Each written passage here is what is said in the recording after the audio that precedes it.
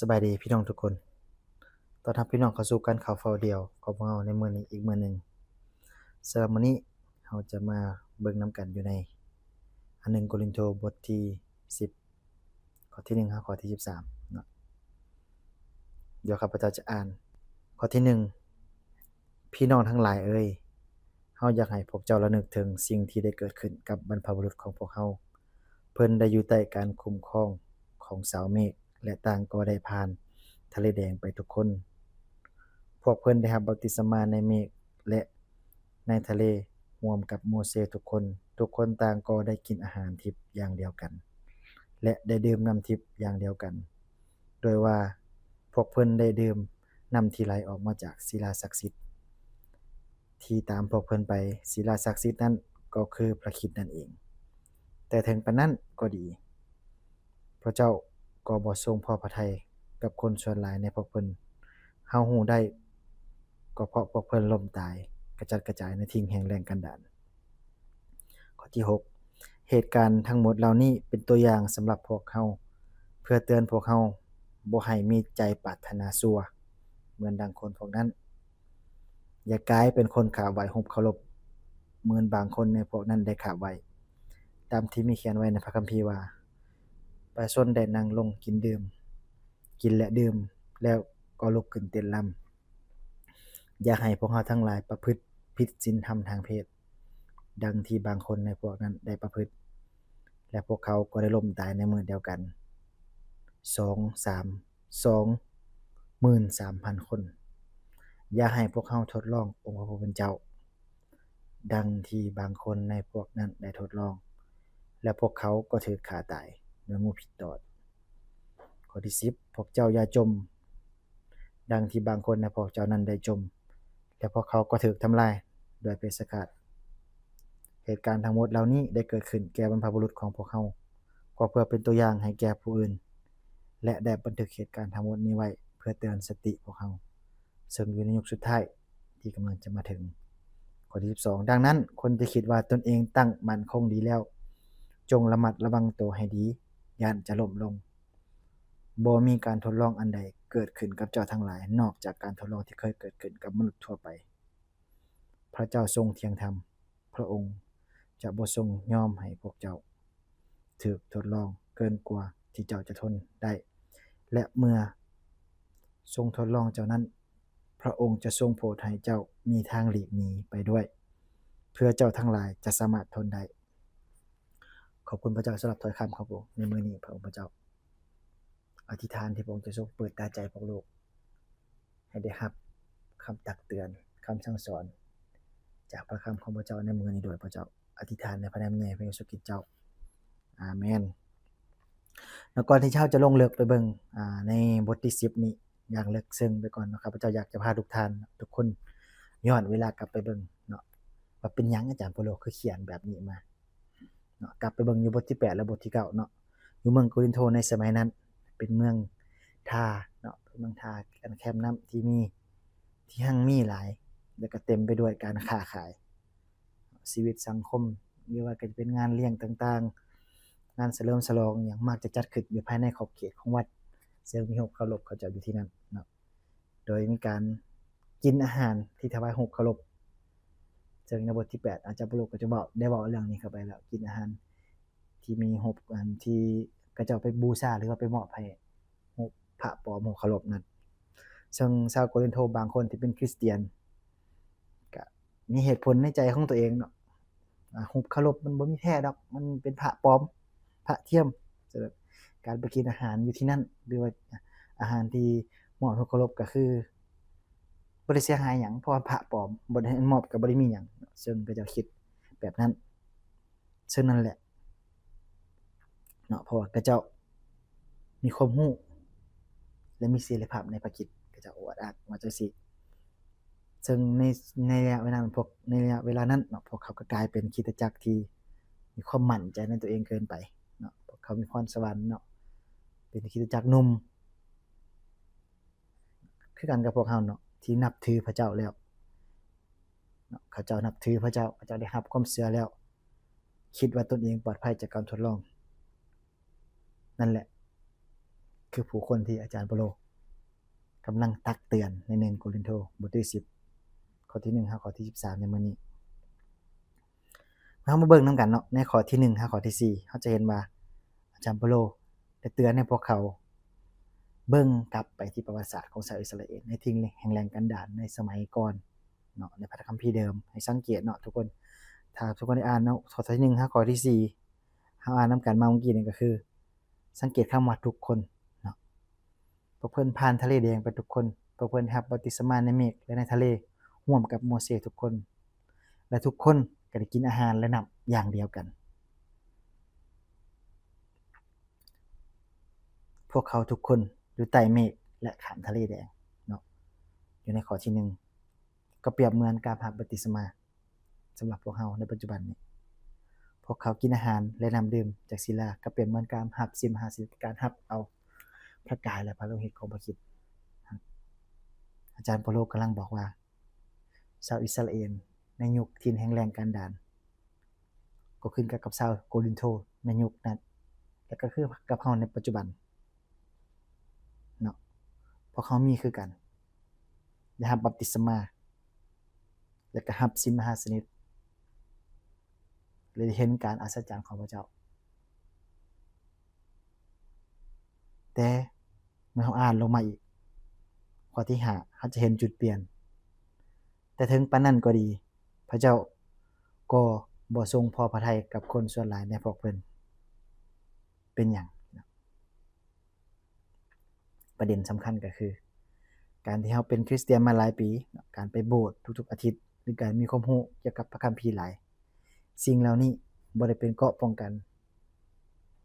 ให้เรารอดพ้นถ้าเราเริ่มประมาทซึ่งอาจารย์เปาโลก็ได้เขียนซึ่งในข้อที่5นี่ได้เขียนว่าก็ได้เอาเรื่องราวในสมัยก่อนมาเป็นสิ่งตักเตือนให้เขาเจ้าเนาะแล้วอาจารย์เปาโลก็ได้บอกว่าบาป5อย่างเนาะของชาวอิสราเอลในเมื่อก่อน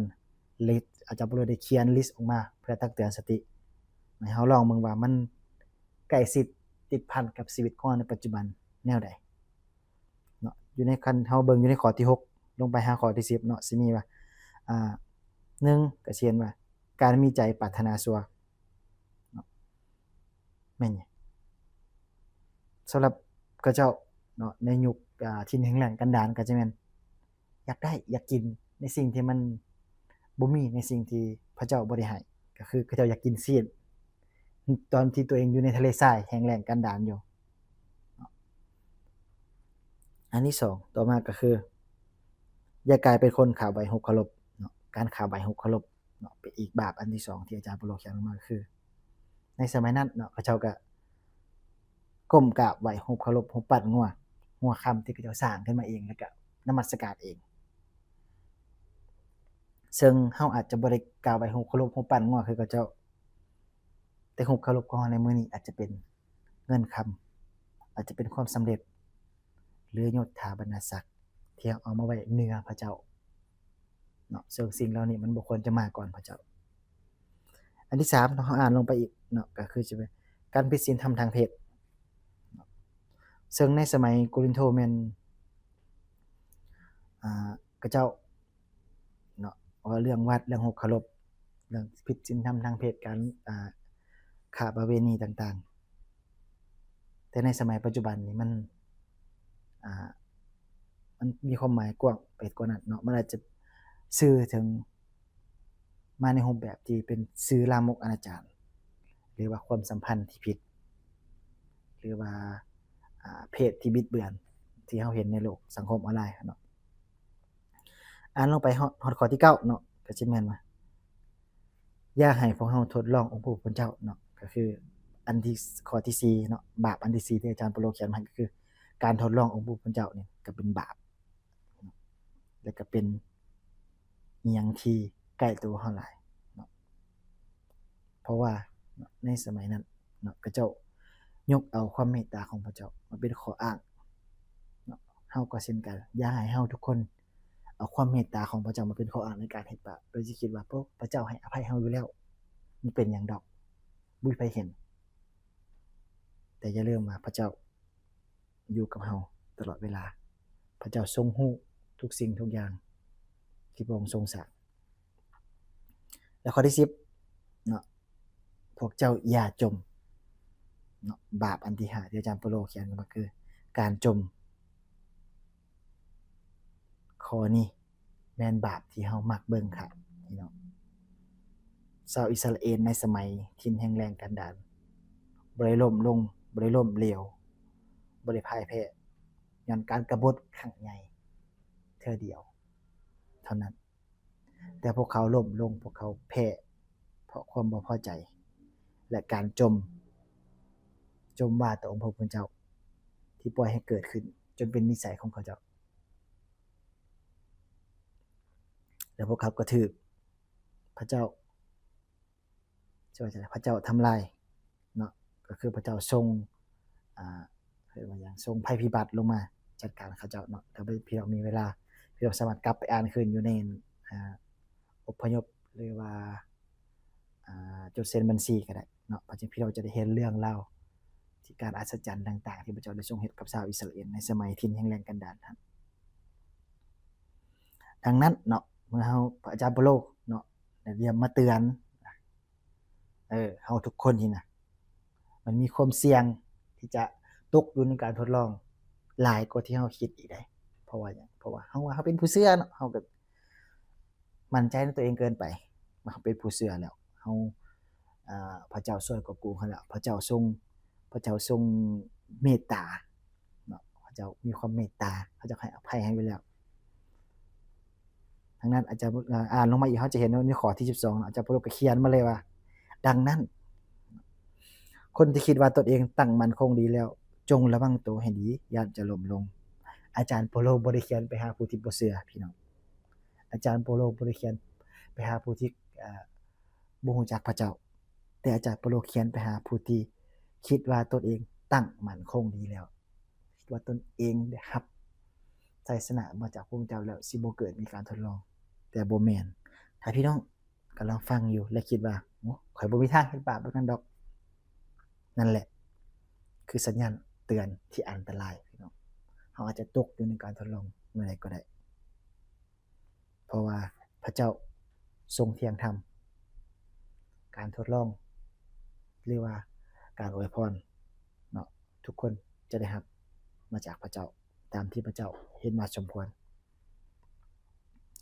แต่อาจารย์เปโลก็บ่ได้ปล่อยเฮาอยู่กับความย้านนั่นดอกเนาะก็คือลงมาอีกในข้อที่13เนาะเฮาจะเห็นคำสัญญาที่ยิ่งใหญ่จากพระเจ้าอยู่3อย่างการทดลองเนาะก็คือการทดลองที่เกิดขึ้นกับเฮาน่ะบ่มีอันใดที่แปลกประหลาดหรือแปลกหมู่เนาะก็คือบ่มีอันใดที่เกิดกับเจ้าทั้งหลายนอกจากการทดลองที่เกิดขึ้นกับมนุษย์ทั่วไปเพราะว่าพระเจ้าทรงเที่ยงธรรมอันที่2เนาะพระเจ้าทรงเที่ยงธรรมพระองค์บ่ยอมปล่อยให้พวกเฮาถูกทดลองเกินกว่าจะทนได้อันที่3พระองค์จะทรงโปรดให้มีทางหลีกหนีให้กับเฮาเนาะ3สัญญาที่พระเจ้าทรงให้กับเฮาเนาะการทดลองของเฮา